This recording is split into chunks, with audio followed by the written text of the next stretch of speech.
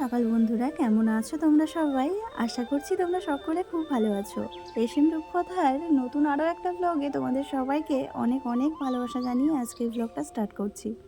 আজ হচ্ছে বুধবার, এখন ঘড়ির সময় হচ্ছে সকাল 5:30। চলো তবে এখন থেকে তোমাদেরকে সাথে নিয়ে আজকের ব্লগটা স্টার্ট করলাম। আই হোপ তোমাদের ভালো লাগবে। পুরো ভিডিওটা জুড়ে আমার সাথে থাকার অনুরোধ জানাচ্ছি। দেখো, অনেকটা সময় কেটে গেছে, বাড়ির কিছু কাজ করে নিয়েছি, আর এদিকে অয়নও রেডি হয়ে যাচ্ছে স্কুলে যাওয়ার জন্য। ওদের মর্নিং স্কুল শুরু হয়ে গিয়েছে প্রায় অনেক দিন থেকেই, আর আমি তো কন্টিনিউ ব্লগ দিতে পারিনি, ওই জন্য তোমাদের সাথে শেয়ার করতে পারিনি। আর ও জানো তো, একার জিনিস একাই গুছিয়ে নেয়। যখন ছোট হয়েছিল তখন তো আমি ওর জিনিস গুছিয়ে দিতে পারতাম না, তার আগে থেকে ওকে অভ্যেস করিয়েছিলাম নিজের কাজটা বা নিজের জিনিসটা নিজেই গুছিয়ে নেওয়ার জন্য। তো সেই অভ্যেসটা বলতে পারো এখনও রয়ে গেছে। তো সকাল সকালে উঠে ওর বই খাতাগুলো গুছিয়ে নিয়েছি, স্কুলের ড্রেস পরে নিয়েছে, আর আমি শুধু একটু ছাতু বানিয়ে দিলাম। ও খেয়ে দিয়ে আর এই স্কুলে বেরিয়ে গেল। আর সকালবেলা না ও ভারী কিছু খেতে পারে না, ওর অভ্যেস নেই তো খাওয়ার, ওই জন্য। আর মাঝে মাঝে একটু রুটি করে দিই, রুটিটা খেয়ে যায়, কিন্তু আজকে বললো মা রুটি খাবো না, আজকে শুধু ছাতু খেয়েই যাব। ছোটুও ঘুমাচ্ছে, মাঝে উঠে গেছিলো, ওকে আবার ঘুম পাড়িয়ে দিয়ে এসেছি। সকালবেলা উঠে বাসি নাইটিটা চেঞ্জ করে ধুয়ে মেলে দিয়েছি, দিয়ে এখন উঠোন বাড়িটা একটু ঝাড় দিয়ে নিচ্ছি। আর সকাল সকাল উঠোন বাড়িটা পরিষ্কার রাখতে হয়। এদিকে বলে সূর্য ওঠার আগে উঠোন ঝাড় দিয়ে ফেলা উচিত, কিন্তু সব দিন তো এক সমান হয়ে ওঠে না, তাই তাড়াতাড়ি করে উঠোনটা ঝাড় দিয়ে নিচ্ছি। আর আমাদের না প্রত্যেক দিন আমাদের বাড়িতে সকাল বিকেলে এইরকম পাতা পড়তে থাকে। তোমরা হয়তো কিছুটা লক্ষ্য করলে দেখতে পাবে যে সকালবেলাও ঝাড় দিলে এরকম পাতা মানে ভর্তি হয়ে থাকে উঠোনে, আর বিকেলবেলা ঝাড় দিলেও পাতা ভর্তি হয়ে থাকে। তো ঝাড় না দিলে কেমন একটা দেখায় বাড়ির সামনে, যেন একটা পোড়ো বাড়ির মতো দেখতে লাগে, তাই না বলো? ওই জন্য সকাল বিকেল 2 টাইমই উঠোনটা ঝাড় দিতে হয়। তারপর চলে আসলাম এই গাছগুলোতে একটু জল দিতে। আর এইগুলো কি গাছ বলো তো? এগুলো হচ্ছে উচ্ছে গাছ।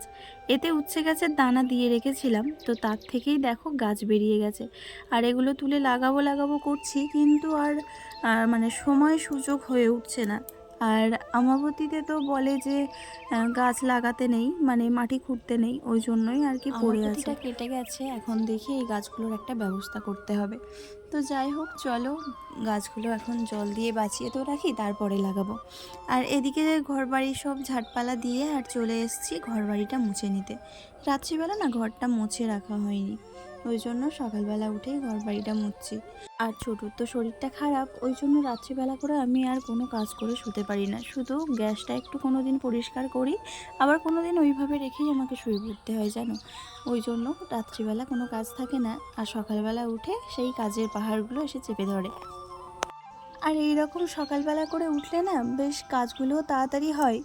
আর প্রত্যেক দিন একই ধরনের কাজ করতে করতে কখন যেটা রুটিন হয়ে গেছে বুঝেই উঠতে পারিনি। তো ঘরের সমস্ত বাসি কাজ আমার করা হয়ে গেছে, আর এদিকে স্নান টান করে নিয়েছি।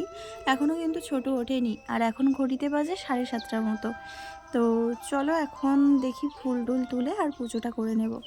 আর যেহেতু এই 2-3 দিন তো ঠাকুর ঘরে ঢোকা হয়নি, অনেকটা নোংরা টোংরা হয়ে আছে, তো সেইগুলোও পরিষ্কার করতে হবে। আর গাছে এত ফুল হয়েছে দেখে আর ফুল তুলতেও ইচ্ছা করছে না, আবার মনে হচ্ছে ফুল তুলে ঠাকুরকে ভর্তি করে ফুল দিয়ে পুজো দিই। তো যাই হোক, কিছু কিছু করে ফুল তুলে নিলাম, আর গাছেও রেখেছি। বেশ গাছে থাকলে ফুলগুলো দেখতেও ভালো লাগে, তাই না বলো? তো যাই হোক চলো। আর এদিকে দেখো তুলসী গাছের মানে দানাও হয়ে গেছে অনেক বড় বড়। এই 2-3 দিন হাত দেওয়া হয়নি, তাতেই দেখো তুলসী গাছের দানা বেরিয়ে গেছে। তো আজকে বুধবার আছে, তো আজকে দেখি একটু পাতা তুলে নিয়ে আর তুলসী গাছের ওই দানাগুলো, মানে যে মঞ্জুরি বলে এগুলোকে, তো এইগুলো একটু কেটে কেটে ফেলে দেবো। এই মঞ্জুরিগুলো যত বড় হবে তুলসী গাছ কিন্তু মরে যায়। আর যদি মঞ্জুরিগুলোকে মানে ছোট থাকতেই কেটে ফেলে দেওয়া যায়, তাহলে তুলসী গাছটা বেশ ঝাংড়া মতো হয়। আর তোমাদের সাথে গল্প করতে করতে দেখো আমার কিন্তু পুজো টুজো দেওয়া কমপ্লিট হয়ে গেছে, আর ফুল দিয়ে সাজিয়ে ঠাকুরঘরটা খুব সুন্দর লাগছে কিন্তু, তাই না বলো?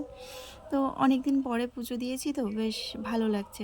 তো যাই হোক চলো, এখন ছোটু উঠে গেছে, ওর ঠাম্মা নিয়ে দোলনায় বসে আছে, আমি গিয়ে খাবার টাবার বানিয়ে তারপর ওকে খেতে দেবো। তো এই দেখো রুটি বানিয়ে নিয়েছিলাম আর একটু চা আর ছোটোকে একটু চিনির জল দিয়ে রুটি ভিজিয়ে দিয়েছিলাম, তাই খেয়েছে। জ্বর মুখে তো সেরকম কিছু খেতে ভালো লাগছে না। তো ওকে খাইয়ে থালা বাসন যেগুলো পড়েছিল সকালের সেগুলো সব মেজে রেখে আর চলে এসেছি বাগানে। একটু আজকে রান্না করব চিংড়ি মাছ দিয়ে পুঁই শাক আর কুমড়ো। বেশ ভালো খেতে লাগে, তাই না বলো? তোমাদের কার কার ভালো লাগে আমাকে একটু কমেন্টে জানাবে তো। আর চলো, আমার কিন্তু পুঁই শাক কাটা হয়ে গেছে। আর এবারে দেখি বাড়ির দিকে যাই। আর ছোটুকে কিন্তু খেলতে পাঠিয়ে দিয়েছি। ও খাওয়া দাওয়া করে একটু বাচ্চাদের সাথে খেলতে না গেলে না ওর ঘরে যেন ভালো লাগে না, ওই জন্য ওকে খেলতে পাঠিয়ে দিয়েছি। আর এখন আবার তো ভয় হয়েছে, এদিকে শুনতে পাচ্ছি ছেলে ধরা বেরিয়েছে। ওই জন্য বাচ্চাদের বাড়ির থেকে খেলতে পাঠাই যতটা, কিন্তু এদিকে ভয়ও লাগে মনে, যে ঠিক মতো থাকলে হয়, বা ছেলেটা স্কুলে গেছে তার দিকেও মন পড়ে থাকে। যতটা পারি সাবধানে রাখার চেষ্টা করি।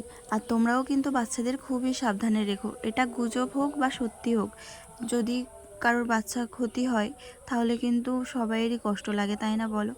তো যাই হোক, দেখো আমি কিন্তু রান্না বসিয়ে দিয়েছি। আর যেহেতু আমি চিংড়ি মাছ দিয়ে কুমড়ো পুঁই শাক করবো, ওই জন্য সব রকম মশলা কিন্তু আমি দিয়েছি, যেমন পেঁয়াজ, রসুন থেতো করে দিয়েছি, আর একটু নুন হলুদ লঙ্কা এইসবই দিয়েছি। আর কিছুই দিইনি এতে।